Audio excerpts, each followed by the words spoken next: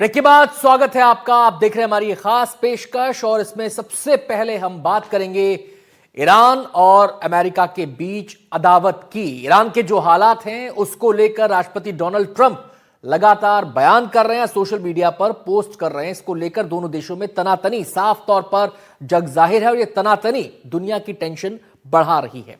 तो अमेरिकी राष्ट्रपति डोनाल्ड ट्रंप ने अपने सोशल मीडिया पर एक पोस्ट शेयर किया है।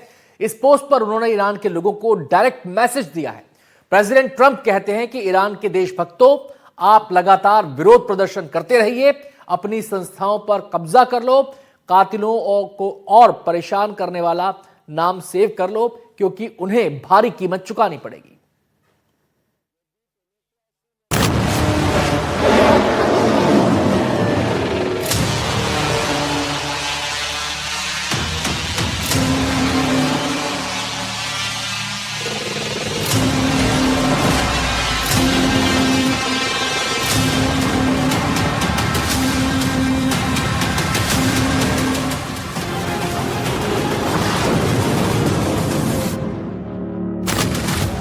ईरान में 2000 लोग मारे गए।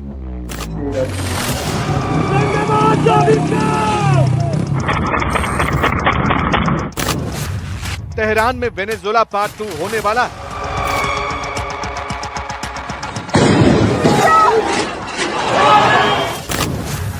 ईरान की मिसाइलें रेडी हो चुकी हैं। अमेरिका के टारगेट सेट।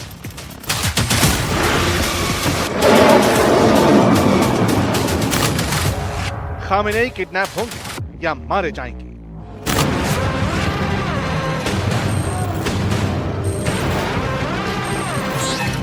पहली बार ईरान ने मौत का आंकड़ा एक्सेप्ट किया है। पहली बार माना है कि विरोध प्रदर्शन के दौरान हुई हिंसा में अब तक 2000 लोग मारे जा चुके हैं। जी सही सुना आपने, 2000 लाशें बिक चुकी हैं और इनमें से ज्यादातर वो लोग जो खामेनेई की सरकार के खिलाफ प्रदर्शन कर रहे थे, लेकिन उन्हें गोलियों से फूंक दिया गया। रबर बुलेट्स और पैलेट गन में लाइव गोलियां चलाई गई, वो भी सीने पर। नतीजा, लाशें बिछने लगी। लोग लाश के सीने से लिपट कर रोते रहे। आंसू सूख गए, लेकिन चिंगारी सुलग रही है।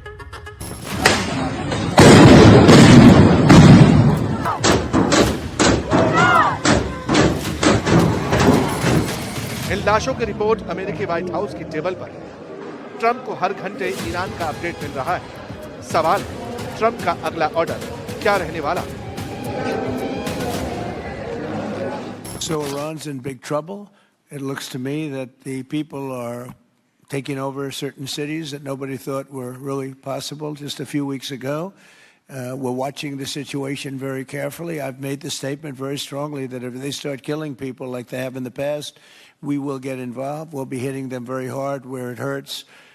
And that doesn't mean boots on the ground, but it means hitting them very, very hard where it hurts. So America के दिमाग में क्या चल रहा है, उसका ब्लूप्रिंट जमीन पर दिखने लगा है। 9 जनवरी को अमेरिका का डूम्सडे प्लेन 51 साल में पहली बार सार्वजनिक तौर पर दिखाई दिया था।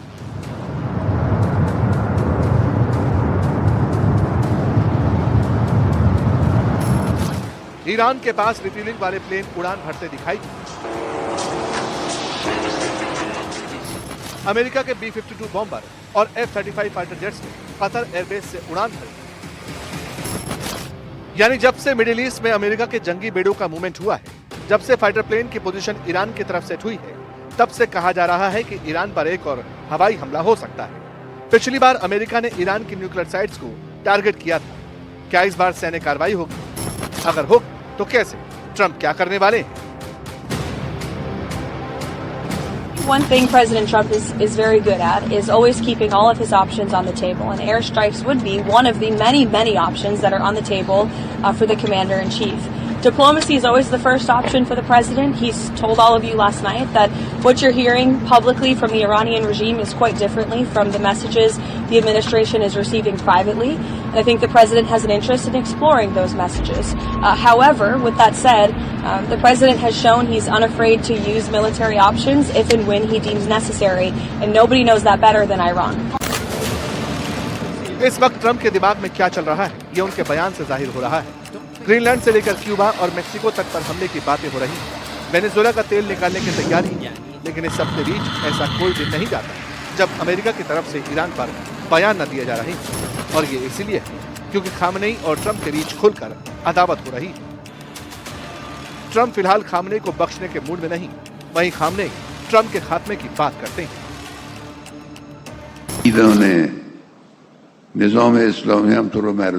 आप कोई भी हो, एक बार जब आप किसी विदेशी के लिए काम करते हैं तो देश आपको ठुकरा देता है। जहां तक उस शख्स की बात है जो वहां घमंड और अकड़ के साथ बैठा है, पूरी दुनिया पर फैसले सुना रहा है, उसे भी ये पता होना चाहिए कि आमतौर पर दुनिया के तानाशाह और घमंडी ताकतें जैसे फराओ, निमरूद, रजा खान, मोहम्मद रजा और उनके जैसे लोग ठीक उसी समय सत्ता से हटाए गए जब वो अपने घमंड के शिखर पर थे। इसे भी हटाया जाएगा। ईरान उन लोगों के सामने पीछे नहीं हटेगा जो विनाश करने वाले हैं। وقتی که در اوج غرور بودند سرنگون شدند این هم سرنگون خواهد شد. खामनेई की आवाज में यह दम इसलिए भी है क्योंकि 3.5 दशकों से ईरान पर एक छत्र राज रहा है और जब जब खामनेई के खिलाफ आवाज उठाने की कोशिश हुई उसे खामोश कर दिया गया। सोमवार को खामनेई के साथ जनता दिखी तो शाम तक फिर ईरान के सुप्रीम लीडर के खिलाफ आवाज बुलंद होने लगी।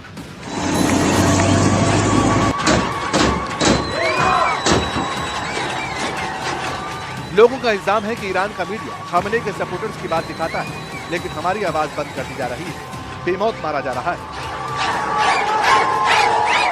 यह भी कहा गया कि हमारे प्रोटेस्ट ब्लैकआउट किए जा रहे हैं, स्टारलिंक भी बंद था। अचानक खुला तो ईरानी सरकार की बर्बरता की तस्वीरें सामने आने लगी।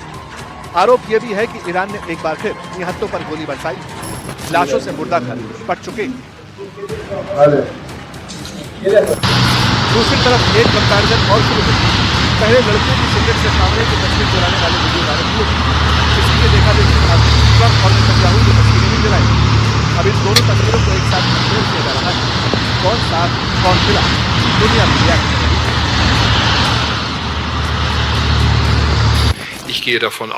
अगर कोई सरकार सिर्फ ताकत के जोर से ही सत्ता में रह रही है तो इसका मतलब ये है कि उसका पतन करीब है। मेरा मानना है हम अब इस सरकार खामनेई के आखिरी दिन और हफ्ते देख रहे हैं। वैसे भी चुनावों के जरिए जनता में इसकी कोई वैधता नहीं है। जनता अब इस खामनेई सरकार के खिलाफ उठ खड़ी हुई है। मुझे उम्मीद है कि इस टकराव को शांति से खत्म करने का कोई रास्ता निकलेगा।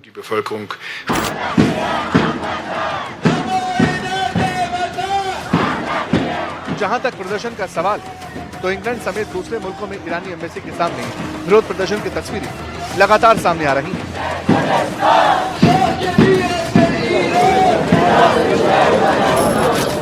जनता कह रही है कि ईरान को इस्लामिक मुल्क वाले तमगे से आजादी चाहिए, लेकिन नेता कहते हैं कि हिम्मत है तो आजादी लेकर दे। धमकी तो अमेरिका तक को दी जा रही है, इसीलिए आशंका है कि अमेरिका अब किसी भी वक्त ईरान पर हमले का ऑर्डर दे सकता है।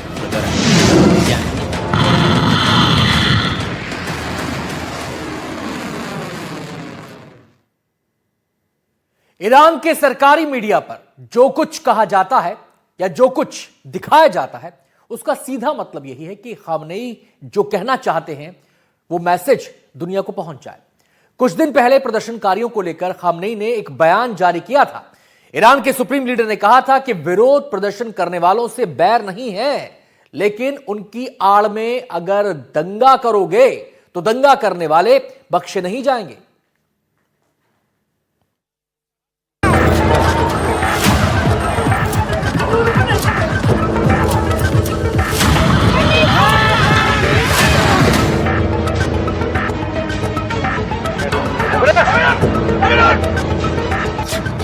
खामनेई का फांसी घर फिर खुलने वाला है। खामनेई किसे फांसी देने वाले? ईरान में सुप्रीम लीडर के खिलाफत मतलब सजाए मौत।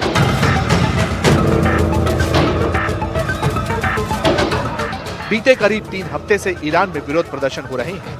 इंटरनेट बैन होने के बावजूद लाशों के ढेर की कई तस्वीरें दुनिया के सामने आ रही हैं। ऐसी तस्वीरें जिन्हें आपको सीधे तौर पर दिखाया नहीं जा सकता। लोग कह रहे हैं जो खामनेई की खिलाफत करेगा वो मारा जाएगा।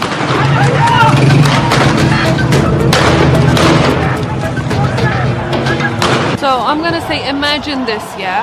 You live in a country that you cannot choose what to say, you cannot choose what to believe, you cannot choose what to wear, you cannot even choose what to listen to, the music. Anything, you have to ask for permission, and they're not going to give you the permission. If you ask for the right to speak, if you ask for the right to wear what you want, they're going to kill you, they're going to torture you, they're going to arrest you, or anything they want, basically. I lived in Iran for 21 years, now I'm 23, so I'm pretty sure that these people who are protesting, they're right, you know. यही हुआ भी है। पहले तो प्रदर्शनकारियों को गोली मारी गई और अब उन्हें फांसी देने की तैयारी हो चुकी है। खामनेई की स्पेशल फोर्स इसी काम में जुटी हुई है। एक चेहरा उनके रडार पर आ चुका है। नाम इरफान सुल्तानी, उम्र 26 साल, जुर्म विरोध प्रदर्शन, सजा फांसी। रिपोर्ट्स के मुताबिक 26 साल के इरफान सुल्तानी को प्रदर्शन में शामिल होने के आरोप में मौत की सजा सुनाई गई है। उन्हें जल्द फांसी दी जा सकती है। ईरान में चल रहे विरोध प्रदर्शनों में अब तक सरकार का यह पहला सबसे सख्त कदम है। ना कोई सुनवाई, ना कोई दलील, सीधा मौत की सजा। इरफान सुल्तानी तेहरान के पास कराच शहर के फर्दिस इलाके के रहने वाले हैं। उन्हें 8 जनवरी को सरकार विरोधी प्रदर्शनों में भाग लेने के आरोप में गिरफ्तार किया गया था। मानवाधिकार संगठनों का आरोप है कि गिरफ्तारी के बाद से ही इरफान सुल्तानी को बुनियादी कानूनी अधिकार नहीं दिए गए।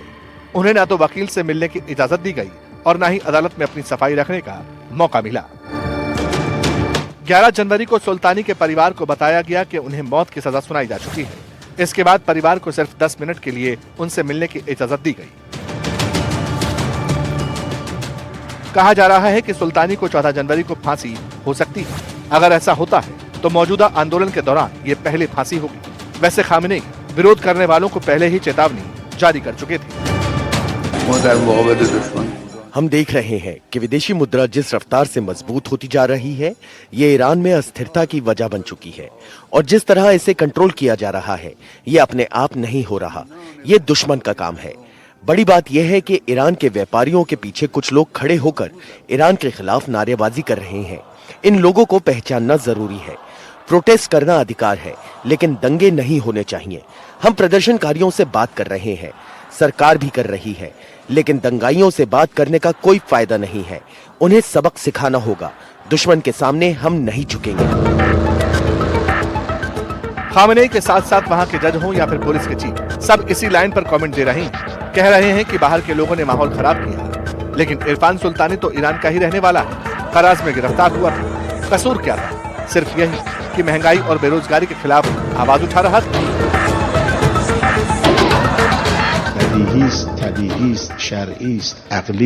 ये बिल्कुल तार्किक बात है कि जब देश में दंगे हो रहे हैं तो इनके सामने कोई खामोशी से नहीं बैठने वाला। दंगाइयों के सामने झुकना नहीं चाहिए। मैं दंगाइयों से साफ तौर पर कहना चाहता हूँ, पहले कभी इनके खिलाफ ढिलाई बरती गई होगी, लेकिन इस बार इनसे सख्ती से निपटा जाएगा। जो भी सड़कों पर आकर दंगा फसाद करेंगे तो जाहिर है पुलिस उनसे अपने हिसाब से निपटेगी। और अगर वो पकड़े जाते हैं और दंगों में शामिल पाए जाते हैं तो फिर सख्त सजा भी दी जाएगी। मुल्क की सलामती पर कोई समझौता नहीं होगा। इस बीच तेहरान में उन लोगों के खिलाफ भी एक्शन हो रहा है जो चोरी छिपे स्टारलिंक के जरिए इंटरनेट इस्तेमाल करके विरोध प्रदर्शन, गोलीबारी और हिंसा की तस्वीरें शेयर कर रहे हैं। ईरान की सरकार सख्ती से इन लोगों से निपट रही है।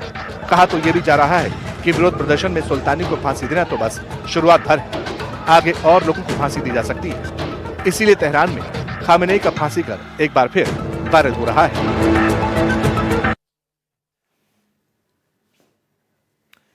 एक कड़वी हकीकत यह भी है कि ईरान में फांसी का फंदा अक्सर धार्मिक कानून और राजनीतिक अस्तित्व के बीच झूलता नजर आता है। शहर के महल की विलासिता से लेकर खुमैनी की क्रांति की आग तक ईरान ने हर दौर में अपनी जमीन को लहू से सींचा है, खासकर तब जब ईरान में निजाम के खिलाफ बगावत होती है। 28 दिसंबर से ईरान विद्रोह झेल रहा है। सड़कें लहूलुहान हैं, घरों में खौफ है, डर इस बात का है कि जाने कल का सूरज क्या खबर लेकर आएगा। ईरान से जो तस्वीरें आ रही हैं वो 47 साल पहले हुई इस्लामिक क्रांति जैसी हैं। तब वो आंदोलन राजशाही के खिलाफ था, आज इस्लामिक कट्टरता और महंगाई के खिलाफ है।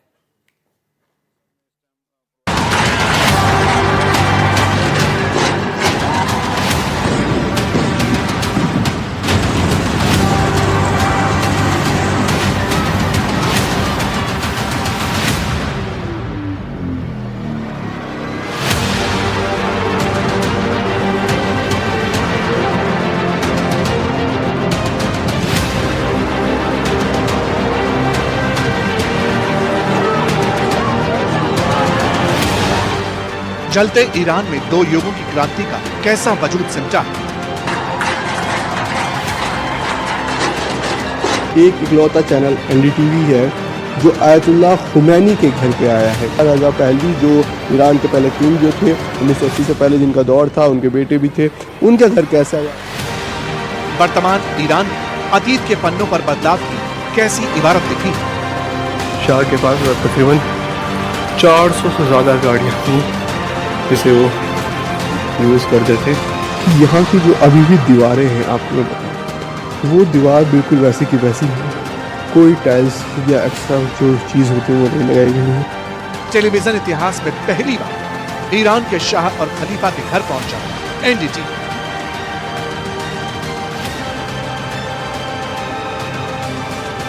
धड़कते ईरान पर एनडीटीवी की वर्ल्ड एक्सक्लूसिव कवरेज।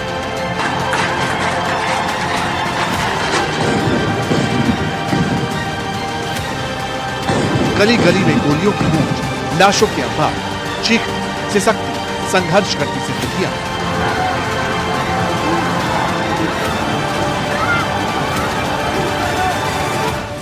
बेहिसाब मातम, आक्रोश है, क्रोधाग्नि, क्रूरता के जलते शामियाने, आजादी का संघर्ष है, जिंदगी के नए सवेरे की जद्दोजहद। इस जद्दोजहद में हजारों लोग मारे गए, हजारों जख्मी हुए।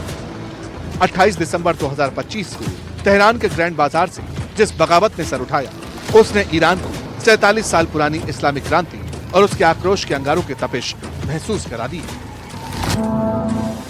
1 फरवरी 1979 जुम्मे का दिन, राजशाही के शामियाने खुमैनी उखाड़ चुके थे।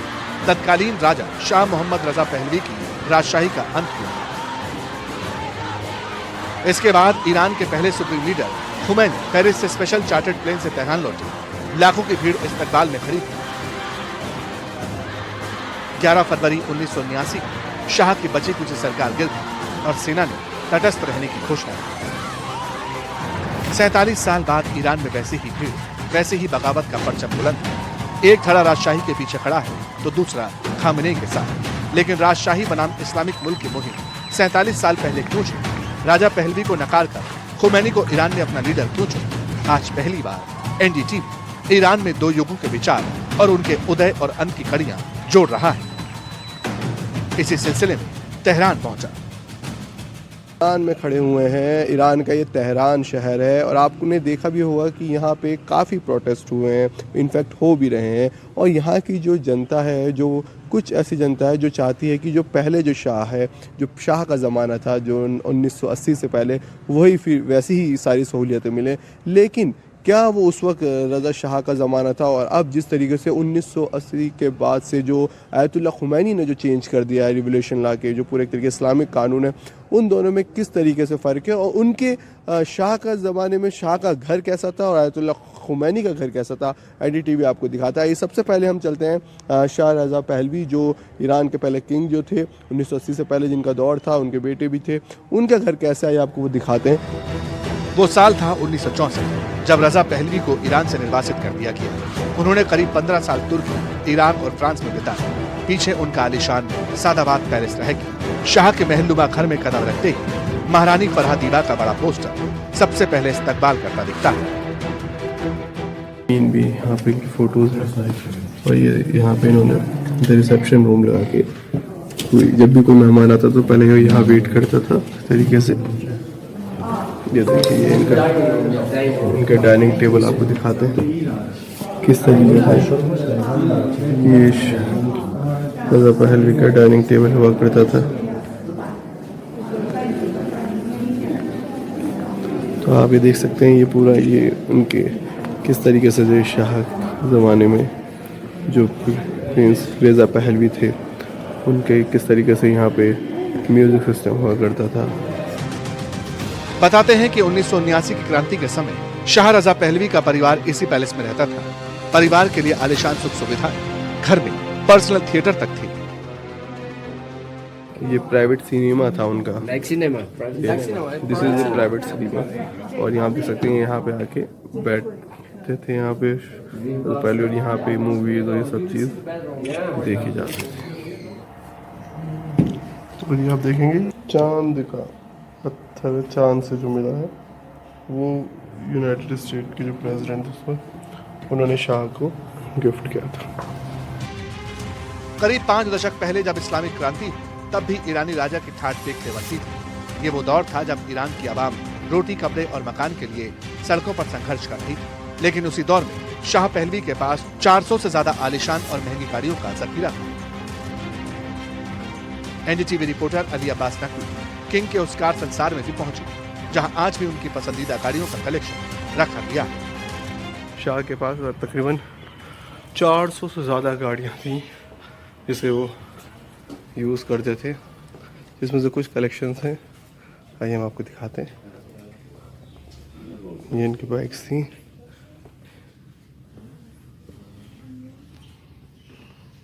देख सकते हैं आप किस तरीके की उनकी ये कार हुआ करती थी। ईरान के खुमैनी शहर में पैदा हुए आयतुल्लाह रुहुल्लाह खुमैनी ईरान के इस्लामी क्रांति के मुख्य वास्तुकार। राजशाही के खिलाफ 1960 के दशक में विरोध का पहला बीज पड़ा। खुमैनी ने ईरान के तत्कालीन राजा शाह मोहम्मद रजा पहलवी की नीतियों का कड़ा विरोध किया और आखिरकार 1979 में भारी विरोध प्रदर्शन के बाद शाह को देश छोड़ना पड़ा।